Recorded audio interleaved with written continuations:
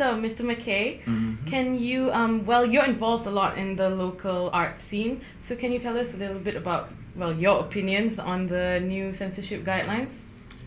Well, other than the fact that they're incredibly vague, and that they seem to be backtracking on them already,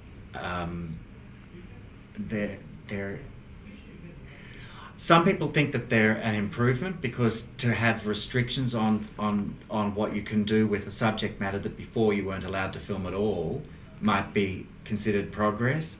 But I'm questioning whether representations of gay, lesbian and transgender people who either find redemption or death is an improvement on anything. So maybe the other argument could be that you shouldn't, if you can't tell a story honestly, don't tell it at all.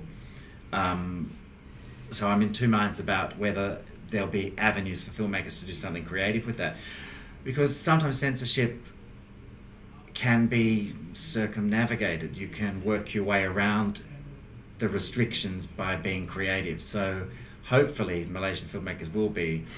But by and large, I think the restrictions are absurd. And the whole thing about Mat Rempit is just ridiculous. Because they're saying that you can make those films so long as these people suffer some form of punishment for being Mat Rempits. But my argument is that's the way all Mat Rempit films have always been. They've never shown anyone riding off into the sunset. They all meet with some fate, or they redeem themselves and find the true passage to good Malay citizenship. So I think the rulings are absurd. And they're arbitrary, because they never spell out anything specifically, so they leave all this grey, vague area, so nobody actually knows what they can and cannot do. And so therefore it leaves it open to, once you've done it, oh, well, okay, we will ban it. They retrospectively ban things too, or they change their mind and unban things. So books is the prime example. With publishing, is something will be available for years, and then suddenly they'll decide they're going to ban it.